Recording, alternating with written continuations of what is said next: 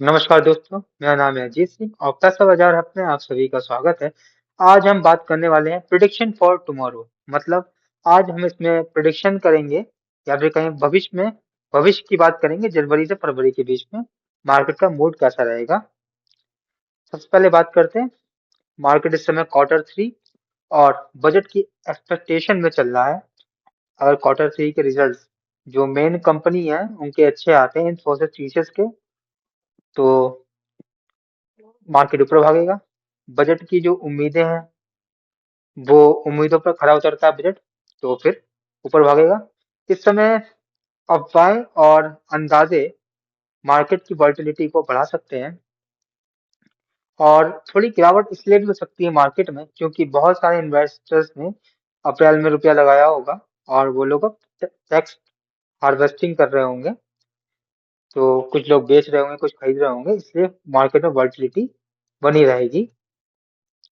जनवरी का ट्रेंड और वॉलेटिलिटी की बात करें, पहला हफ्ता थोड़ा सा वीक और ज्यादा वोलेटाइल रहता है।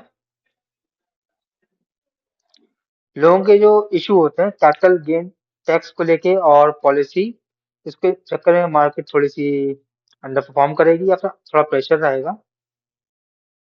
इस पीरियड में बजट की नर्वसनेस भी रहती है कि थोड़ी सी मार्केट और लोग नर्वस रहते हैं कि किन चीजों पर ज्यादा गवर्नमेंट फोकस करेगी। मैक्रो और डिफेंस बजट की बात करें, रिपोर्ट्स ये हिंट दे रही हैं डिफेंस सेक्टर में काफी अच्छा एलोकेशन होगा क्योंकि जियो पॉलिटिकल रिस्क हल्के हल्के बढ़ता जा रहा है। आए दिन दो नए देश लड़ाई चालू हो जाती है उनके बीच में। तो इस एक्चुअल जो हमारा डिफेंस स्पेंडिंग है वो जीडीपी पर इसका इम्पैक्ट पड़ेगा। अगर हम ज्यादा नंबर कैपिटल एक्सपेंडिचर खर्च करेंगे तो जीडीपी उतनी ज्यादा अच्छी होगी। निफ्टी के टेक्निकल लेवल्स की बात करें तो स्ट्रॉन्ग सपोर्ट है 26,200 का, लास्ट सेशन का। ब्रेकआउट जोन है 26,340 के ऊपर। अगर ये करता है, इसके अबव चला जाता है मार्केट, तो अपने ऑल टाइम हाई की टेरिटरी में आ जाएगा और अपसाइड के टारगेट रहेंगे। पहला 26,420 से 26,430 के बीच में। अगर ये भी पार कर लेता है फिर 26,500 के पास।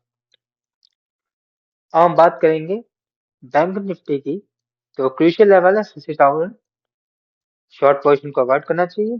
अगर बैंक निफ्टी गिरता है 60,000 के पास तो शॉर्ट पोजीशन देखी जा सकती है।